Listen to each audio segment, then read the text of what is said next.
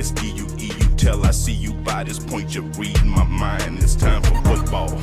We about to keep this thing moving. I'm about it, you're with it, let's do it. We gon' make this thing official, you heard me? If you're the best, then let's prove it. The goal is set to have a team become a unit. Man, we about to keep this thing moving. I'm about it, you're with it, let's do it. We gon' make this thing official, you heard me? If you're the best, then let's prove it. The goal is set to have a team become a unit, yeah. D-U-E-U. And welcome to Football Game Plan's NFL All-32 show. I am Emery Hunt, the czar of the playbook. Follow me on all my social media accounts. Also check out and subscribe to the Football Game Plan Network located at youtube.com/Football Game Plan. And today we're joined by Brandon Howard of The Athletic. Follow him at bhoward_81 and also subscribe to his work on The Athletic. Does a great job breaking down all football, but also the NFL. Covered the Dolphins for a very long time with Sports Talk Florida and a variety of other outlets. Brandon, what's going on with you? Nothing much, man. Ready to toss some ball. Hey, man, it's week number 6. We have a great game tonight. We got Tampa Bay taking on Philadelphia. They travel to Philly to take on the Eagles. Both teams are coming off victories. Tampa Bay's defense will be a little light on the talent perspective, talking about what's going on in the secondary. No Antoine Winfield, no JPP up front, no Levante David at the second level. Is this another opportunity for Philly to get a big win in a marquee game in prime time? Absolutely. It's definitely an opportunity for them to get a win. I suspect that they'll be able to move the ball pretty easily down the field in this one. But it's difficult to come out with a win against Tom Brady. Despite all the thumb stuff that's been, talked about throughout the week, when that man, decides that, we're going to march this ball down the field and we're going to get the score and put it in the end zone. And, it's time to tuck the babies away and kiss the kids goodnight. He's going to go ahead and make it happen. So I got the Bucks coming away with this one, but in the smallest of margins. What do you think about Jalen Hurts' game so far this season? He had a really good game, a comeback victory last week against Carolina. Played well toward the back end of the game. What do you expect out of him in this contest? Man, I really expect for Hurts to be able to go through. I think he's gotten better and more comfortable in the offense. And another thing that I like about him, he's become more poised in the moments and when it matters, the most. So I really think that he's going to have a really good game. And like I said, I think he's going to be able to move the ball down the field. He's got some good weapons around him. And you see the emergence also of Kenny Gainwell. And I like the way they're utilizing him, getting him out there on the flanks and also in the backfield. So I like the emergence of some of the young pieces that they got around him. And I think that they'd be well served by allowing him to go ahead and develop as their franchise quarterback here moving forward. I don't think you need to go searching for another quarterback. I think so far he's proven that he has the tools necessary to be a franchise guy. Same can be said about Justin Fields as his Chicago Bears play host to the Green Bay Packers. And it's interesting because we saw what it looked like when he had to get thrown into the game when Andy Dalton went down. And we saw him in his first start. Last week he did really well playing efficient against the Raiders. What are you expecting this game against Green Bay? This is probably his toughest test yet.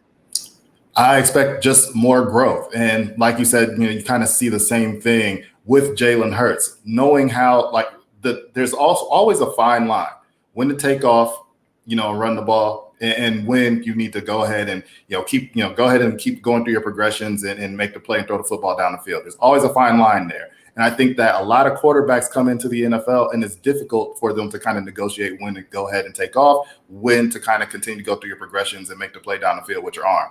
And so I think that that's going to be a kind of a learning curve that Fields has to continue to go through. But I think that he's going to continue to flesh that out and play well moving forward here. So I don't have them coming away with the win in this one because they have a lack of a run game. But, with Montgomery being out, but at the same time, I think you're going to continue to see some wild moments from Justin Fields, and he'll continue to develop there. One more game down in Florida before we take our first break. You have Jacksonville playing host to the Miami Dolphins. Someone's got to get right in this ball game. Two teams that are struggling right now. When you look at this matchup, Brandon, what's the most critical component of this game for both teams? Yeah, so right now, I think the receivers versus that Miami Dolphins secondary. So Jacksonville's receivers versus that Dolphins secondary. You've got two cornerbacks right now that no one's really talking about it much, but in Howard right now and Jones, they're both injured. They're both hurt right now. They're both playing hurt, and so you kind of saw that show up a little bit against the Bucs last week. And you're playing against another pretty solid receiving corps right here against the Jacksonville Jaguars with Laviska Shenault and company and Marvin Jones. So I think that if that Dolphin secondary can hold up, they'll play well and they'll be able to sneak out with the win in this one in London. But if you see them falter in that secondary a little bit, then I think that that's going to bode well for the Jacksonville Jaguars coming away with their first victory of the season. But I anticipate Miami Dolphins holding up strong here and getting the win. Yeah, it should be. It should be a fun game out there across the pond. So we'll see how it plays out. But right now, we'll step aside for our first break and be back with more Football Game Plans NFL All-32 show.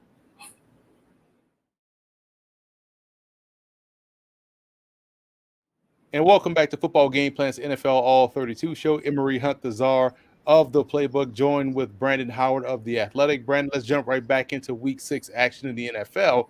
Cincinnati at Detroit. Now, if you're Cincinnati, last week didn't go quite as planned. You had an opportunity to knock out the Packers twice in regulation, one in overtime as well. But you like the fact that they were there in that ball game playing well against a very good football team in Detroit. They were there playing really well against the Minnesota Vikings team. They had an opportunity to win that game also. So you have two young teams finding out how to win. Bengals a little bit better right now. But what is your take on this matchup? Man, one of these teams got to get over the hump, right? And get the win. So I really do like the Bengals. I feel like they have the playmakers on the flanks that can, strike at any time. Jamar Chase has just been incredible, as a rookie. He's doing things that we hadn't seen this side of Randy Moss, as a rookie. So, you look at that, you look at Higgins, you look at the talent in the backfield and the receiving ability. It's just a difficult team to stop. You always know the Dan Campbell teams are going to come ready to play. They're going to play hard. I covered him here when he was here in Miami as the interim head coach. His teams love him. They will run through a brick wall for that man, but you can only go so far, as your talent will take you. And this is a team devoid of talent right now on the flanks and in so many other areas. I feel like DeAndre Swift is really the only guy right now that can make a home run play in an instant, and that's what they're lacking, that home run hitting ability on the offensive side of the football. And the Bengals offense, to me, they've overachieved. So I really think that the Bengals will come away with the win in this one, and I think they'll come away with a lot more wins than a lot of people think this year. I think they'll fall just shy of the playoffs, but you're looking at a team that can come away at least 7-8 wins this year. Yeah, they'll flirt with that wild card berth, I believe. The AFC is just so strong, top to bottom, and Cincinnati may get squeezed because of that. But I agree with you there. I think they win this game, and I also think they'll be in the mix for that 7th playoff spot when it's all said and done, because they're going to get even better as the season moves along. We have Houston taking on Indianapolis. Now, if you're Indy, you can't let last week's loss become this week's problem or loss. But if you're Houston, you have to like what you've seen so far in the third full start, in Davis Mills, the rookie out of Stanford. So what is your thoughts on Mills, and how can the Colts rebound in this ball game? Yeah, I mean, as to be expected, Mills struggled in his first start. He was really erratic. He couldn't really ID where pressure was coming from. Those things made him very skittish in the pocket. In that next game, you saw somebody who really had more of a command, of the offense, and was worlds more accurate than he was in the first start. So, he's spreading the football around, to David Johnson. He's getting the ball to Chris Moore. He's getting the ball to Conley, all those guys, and they're coming through for him. So I don't think that they'll win this game. I think the Colts ground game it will eventually be too much, for them. And I think that the Colts will come away with this win. I think they'll be itching to get back in the win column after what happened to them on Monday night. Next, we have the Rams taking on the Giants, and the Giants are going to be possibly without Daniel Jones. We know they'll be without Saquon Barkley. That Cowboys game seemed like everyone was getting hurt for the Giants. They face a Rams team that's coming off of a comeback victory against Seattle on Thursday night. So when you look at this game, does Mike Glennon, if he has to start, give them a good chance to win against the Rams? Unfortunately, I just don't see it. And this is why I think that more teams need to um, take full advantage of what's available to them in the offseason and make sure they get quality play at the quarterback position when it comes to their number two quarterback. We've seen Mike Glennon. We know what he is and who he is at this juncture. I don't think that he in no way, shape, or form should be serving as someone's number two. We saw what a number two is supposed to do when Geno Smith went into the game for the Seahawks when Russell Wilson went down. That's what a number two should do. And so then when your QB1 goes out, you sink your franchise when you don't have a significant or a good player or a quality player at your number two quarterback position. And this is not me jumping down on Glennon or punching down on Glennon in any way, shape, or form. But we just need to make sure that you have a solid number two, moving forward there.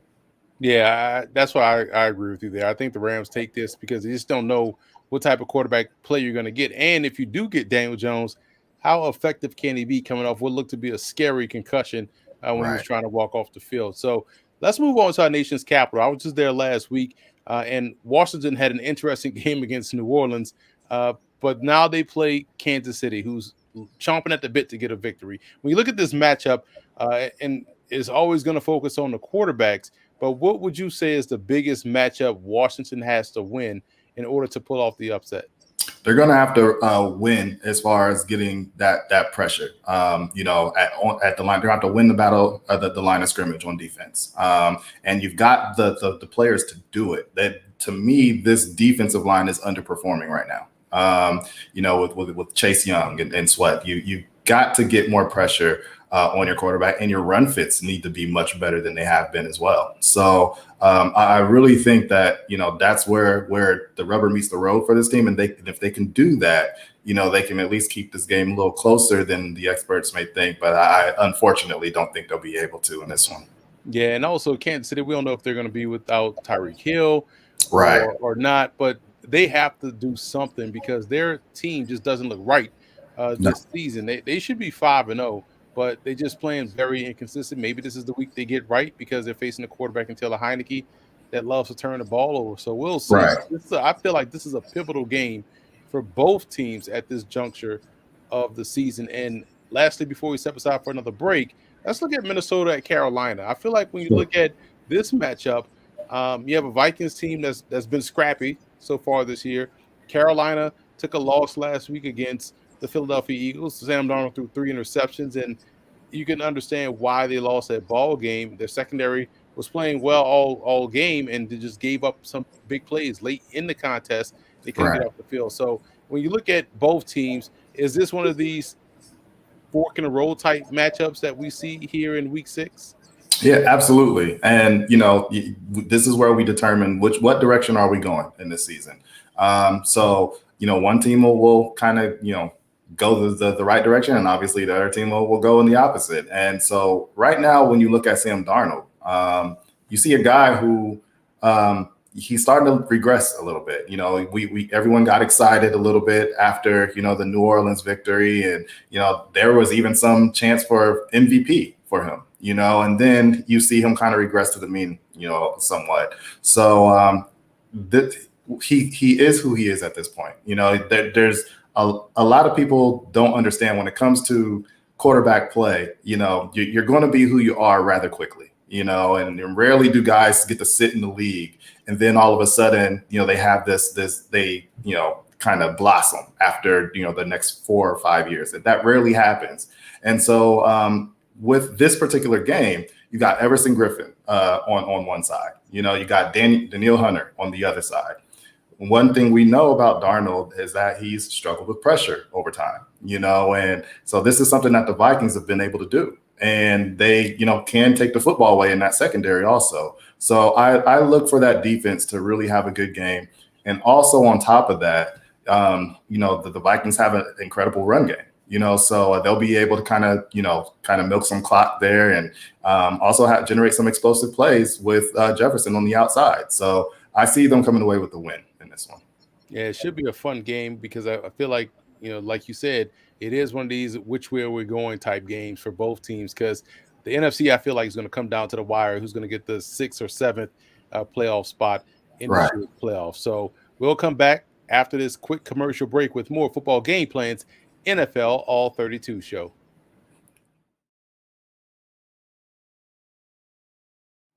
And we're back here on NFL All-32 show. Appreciate you guys sticking with myself and Brandon Howard of The Athletic. Follow him on Twitter at @BHoward_81. I'm at FBall Game Plan. You're watching this on Game Plus Network, and we're doing a great job just going through the Week 6 schedule of the NFL season. And we'll stop in Baltimore once again. They're not playing on prime time, but they do welcome in a team in Los Angeles, the Chargers, to take on the Baltimore Ravens. So what are your thoughts on Lamar Jackson's performance last weekend, and also what to expect in this game against the Chargers? I feel like they play every year. It does seem that way, right? And, they've had some battles over the years also, but they didn't always have, Justin Herbert. But what I thought about Lamar's performance, on that Thursday night, it was incredible. It was amazing. I loved seeing the growth and the maturation. But I think one thing we need to caution people about is that we need to be careful about saying that a guy what he can't do, right? It's not about what he couldn't do. It's about what he's been asked to do or what he hasn't been asked to do. It's more about that. So I think, we have to be, careful and I like what he's been able to do thus far, and just the growth in his game as a passer. He's got it all in spades. And so I really look for Lamar Jackson to continue to develop, and especially when he gets some weapons back there. You got some guys out in injury and now are going to come back. So he's only going to continue to get better. And, I love what we're seeing. Yeah, I feel like this will be a high scoring game because I like what Justin Herbert is doing offensively, and that Ravens defense just isn't the same from a coverage perspective. No, it's so not. This one could look a lot like what we've seen them do against Kansas City, and also what we saw Baltimore just do last game against Indianapolis. Could be a back and forth affair. Right. Another big game is between the Arizona Cardinals and Cleveland Browns. The Cardinals are the only undefeated team in the NFL. The Browns are coming off of a heartbreaking loss. One they could have won, honestly. They played solid, but they couldn't hold on to that game. It was interesting how on that 3rd and 9 that everyone is bringing up, they decided to run the football instead of throw the football. It's funny because when I saw that, and we talk a lot, Brandon, I instantly thought of that Georgia-Oklahoma game in overtime when they decided to run the football instead of throwing the football with Baker Mayfield. But what are your thoughts on that play call, and what does that mean for Baker, and what are your overall thoughts on this game? Yeah, the more things change, the more things stay the same, right? So we saw Baker Mayfield in college, and we always wondered what happened. They went into halftime, they were up, they had all the momentum on their side, and then what happened? Georgia started sending pressure, and we've seen this repeatedly with Baker Mayfield. When there's pressure, what happens? His game, kind of is all over the place. The accuracy wanes, unfortunately. You start seeing a guy who, is a little frenetic in the pocket, doesn't know if he's going to take off and scramble or try to get away from the pressure, or if he needs to throw the ball away, and that's when mistakes happen. So, unfortunately, that's kind of been his MO. And can you pay a guy, what he's asking for if he's not able to put your team over the top? So we're seeing a guy who you can win football games with, but can he win you the game? And that unfortunately has not been Baker Mayfield to this point. So hoping, that can change for him. He's still young, but, rarely do things change after a certain point. And, we'll see what happens with Baker Mayfield moving forward here. Yeah, you look on the other side, starting to see the Cardinals be able to win games with their quarterback in Kyler Murray. And when you look at Murray and his team as a whole, can this be the most complete team you feel like in the NFC outside of Tampa Bay? Absolutely. I mean, they've got playmakers all over the field. They have players that allows their offense to be multiple. You got Rondale Moore, who can, give you some playmaking ability in the backfield. He can line up in the slot. He can line up out wide. That's a guy you don't want to have to make work too hard to get the ball in his hands, So, you get him on the quick hitters. He's basically an extension of the run game if he's not lined up in the running back position and taking carries and actually playing running back. So you also got, AJ Green on the outside, and how, do you forget Hopkins? So, it's and then Christian Kirk, just so many weapons out there. And then as far as their defense is concerned, I mean, they're lights out there. They remind me a lot of the Chargers defense in the sense that they match up extremely well against anybody you put them up against. So they're going to be hard to beat because they're very, very good on both sides of the football. And, it's going to take a well-balanced team to go ahead and finally knock them off. There's a little bit of news that happened out there in Vegas. I don't know if you heard, but the Raiders take on the Denver Broncos in a game. If you're a Broncos fan, you have to be a little bit worried about this team. We talk about fork in the road games right here. Here's one for the Raiders and the Broncos. What's your thoughts on this one? Yeah, I'm going to go with Teddy Two Gloves in this one. So, I think that just I know that this could be one of those games where, you rally the troops and, us against the world for the Raiders, and it can be one of those games for them, but I just don't see it. I don't see the leadership in that building, allowing them to go ahead and make something like that happen. And this is just too much controversy, so much going on. You lose your head coach. It's not like you were playing well before that anyway, so it's going to be tough for them. And then you had a Broncos running game that's starting to get on track, right? And so I really think it's going to be very tough for the Raiders to come away with this one. I got the Broncos. Yeah, and let's look at Dallas and New England. They're going to build this up as Dak versus Mac Jones, but really it should be Trayvon Diggs versus Mac Jones because Diggs has been playing lights out. What's your thoughts on this game and how well Diggs has been playing so far in the second season? Diggs is incredible. And I always say this, you bank on the guy with the ball skills, right? So I knew that it was going to take him some time to acclimate to the NFL game. You saw him in his rookie year, he had some difficulty, right? He had some challenges, but this is a guy that knows, he's cluing right away. Once he gets up to the line of scrimmage, he's cluing. He knows, okay, when I look at this split, I know what routes I can expect. I know the down and distance. So he knows when to break on the ball or when he has to bail or whatever it is. And he's going to continue to make plays because he's just so much smarter than everybody else. And you add into the equation, he's got a brother who's a receiver, right? So he's working against that guy, getting the tips of the trade, from his brother. And I really think that, I think the world of him. I always thought that he had an opportunity to have kind of a Aqib Talib type of NFL career because you look at Aqib Talib, he was a guy who played receiver in college as well. And it's the same thing with Trayvon Diggs. And so I always bank on those corners that come into the league to have great ball skills. Who gets off the mat in this ball game, Seattle or Pittsburgh?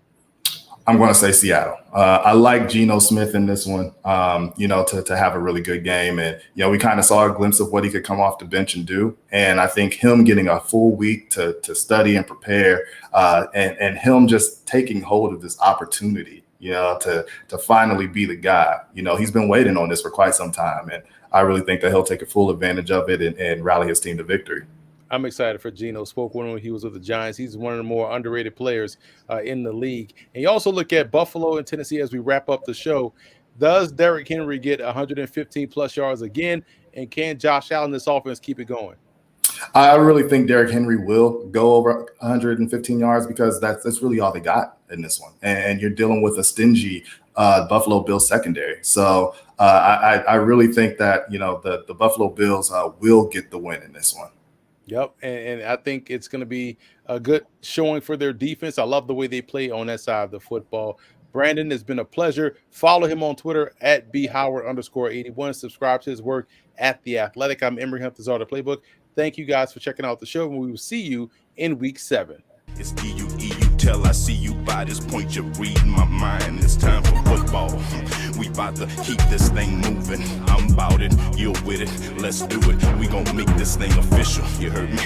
If you're the best, then let's prove it. The goal is set to have a team become a unit, man. We about to keep this thing moving. I'm about it, you're with it, let's do it. We gon' make this thing official, you heard me? If you're the best, then let's prove it. The goal is set to have a team become a unit, yeah.